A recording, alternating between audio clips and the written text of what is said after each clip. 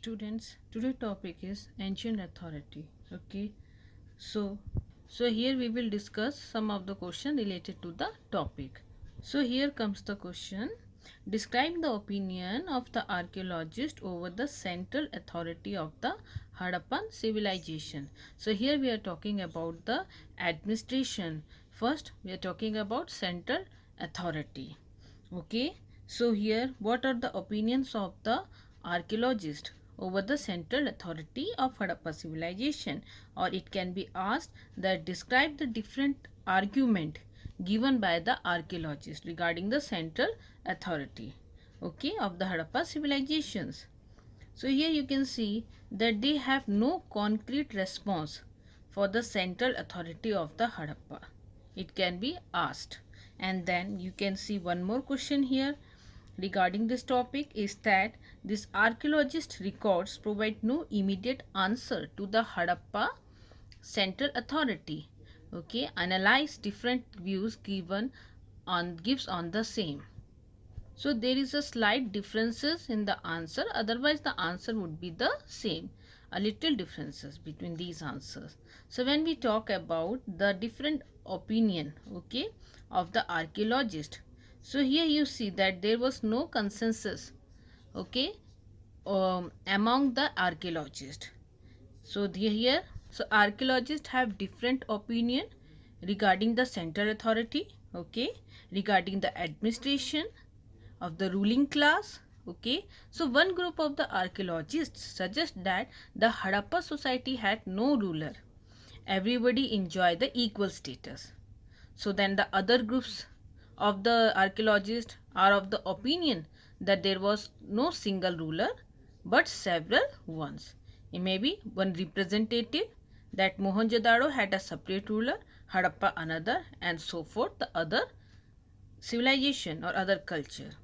So yet other argue that there was single state, okay, given the similarities in the artifact, the evidences for the plant settlements, the standardized ratios of the brick size, and the establishment of settlements near source of raw material.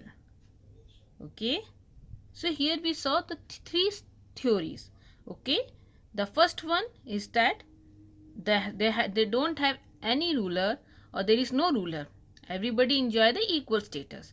The second opinion was that there was no single ruler, but maybe they would be having the representatives or the other, or a separate ruler for the different culture.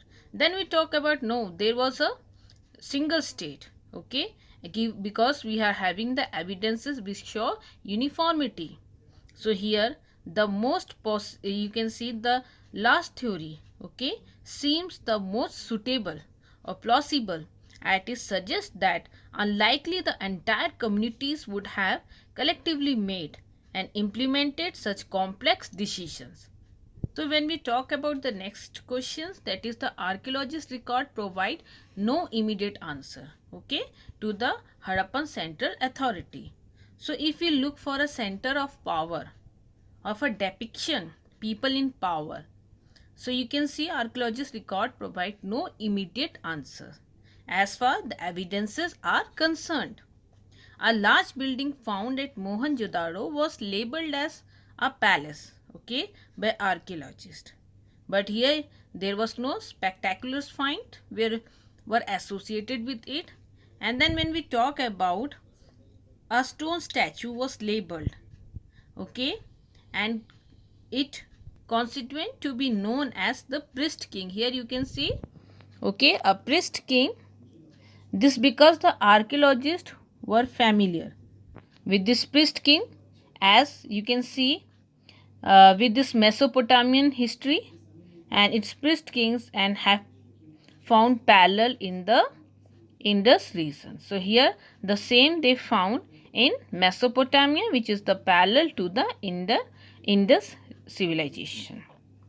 Then comes when we say that there was a single state, okay, if we find there was uniformities in the evidences, in the finds, so on that basis what was the functions performed by the rulers?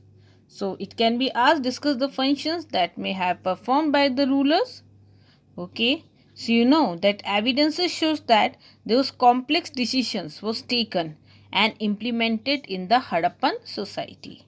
So here you can see that extraordinary uniformity of Harappan artifacts as evident in pottery, seals, weight and brick show the complex decision which were found in the whole civilization. There was uniformity in the whole civilization. As we talk about the uh, size of the brick, it's 4:2:1, and you can find this similarity or this uniformity from the north as we in Jammu, Manda, and from Manda to the south. Then comes the plans and the layout of the city was prepared under the guidance and supervisions of the ruler. Okay, so big buildings, palaces, and forts, tank, wells, canals, and granaries were constructed. And maybe cleanliness was the responsibility of the ruler. Here you can find the external and internal both trade promoted by the rulers. Okay, the ruler used to issue common acceptable coins or seals, weights, and measurement. So you can see he was expected to provide relief during the natural calamity like flood, earthquake, epidemic, or maybe during foreign aggression. The ruler defended the city. So here we come to the next topic, the end of the civilization. So what factors in your opinion are responsible for the collapse of a mature Harappan civilization by 1800 BC? Or simple questions, mention the causes of the disappearance of the Harappan culture. So here you can see there is a very strong evidence that by 1800 BC most of the Harappan region site, okay, like Cholistan here the desert region in Pakistan and Sindh. Okay, so this has been abandoned, and then there was a growth of a new settlement in Gujarat, Haryana and western UP. Maybe the expansion of population into new settlements. At that time you can see distinctive artifact of civilizations like the weight, the seal, the special beads, micro beads, writing, long distance trade and craft specialization, they all disappeared. Even the house construction technique deteriorated and large public structures were not produced. So overall the artifact and that settlement that indicate a rural way of life in what are called the late Harappa or successor culture. So here the successor culture, they can ask you a simple question about this culture. So you should be aware of, we are talking about the late Harappa. So here it's come that a variety of explanation was given to by scholar to explain the decline of mature Harappa civilization.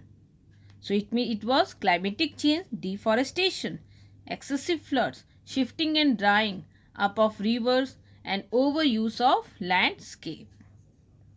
So some of these reasons may be holding true for certain settlement, but they do not account for the collapse of the whole or the entire civilization. Okay. So here we come to the new topic, discovering the Harappan civilization. Okay. The first questions here that rise was, who was Cunningham? So you know he was the first Director General of Archaeological Survey of India. Okay. So here comes, mention any one source he collected to understand the Harappa culture. Very simple, this question has been asked. So here if we talk about the source, was the account left by the Chinese Buddhist pilgrim who had been visited the subcontinent between the 4th and the 7th century CE Common Era to locate early settlement of the Harappa civilization. So here comes a very important question, that what was the confusion in the mind of Cunningham while studying the Harappa? So what was the confusion? So very important, Cunningham main interest was in the early history. Okay, so that the time period between 6th century BC to 4th century AD and later period. He generally preferred, he used to prefer the written record, text and inscription for his investigation.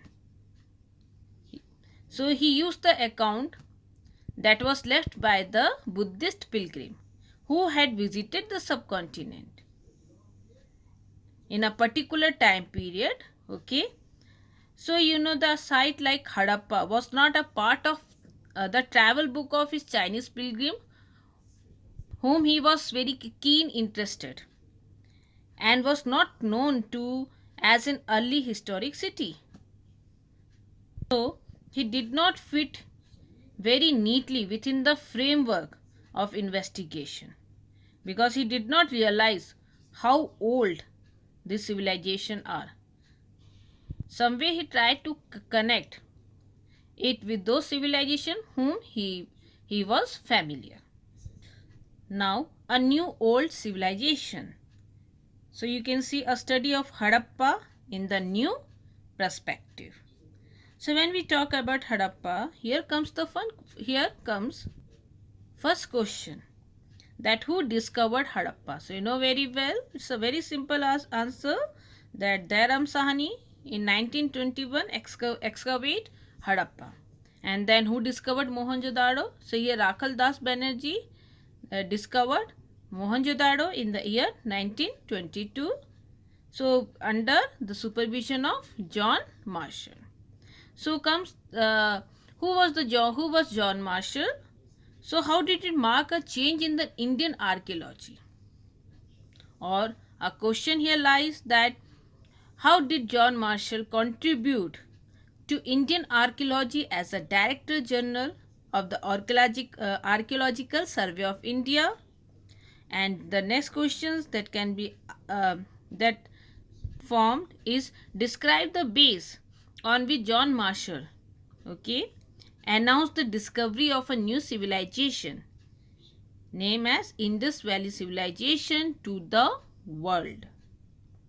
So, as you know, John Marshall, the Director General of the Archaeological Survey of India, marked a change in the Indian archaeology. So, how he marked a change in the Indian archaeology? That you can see here, that he was the first professional experience of working in India as a professional, and brought his experience of working in Egypt.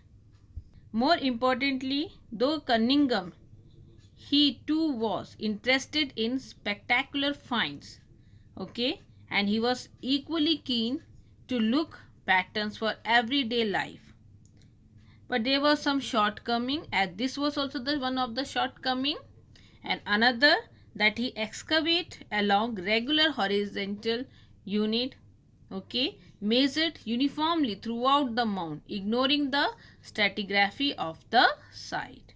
Here comes that describe the base on which John announced the new civilization. So you know that Rai Bahadur Dairam Sahani conducts systematic archaeological excavation. In 1921, Sahani discovered seals from Harappa, which he found in the layer of the soil which was more elder than 6th century BC. So Rakhal Das Banerjee found similar seals at Mohenjo-daro, leading to the evidence that sites are the part of single archaeological culture. So based on these finds, John Marshall, who was the Director General of Archaeological Survey of India, announced the discovery of a new civilization that we know as Indus Valley Civilization to the world.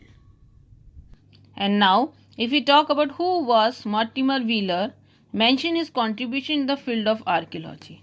So when we talk about archaeology, Mortimer Wheeler, so you know that he was also the Director General, okay.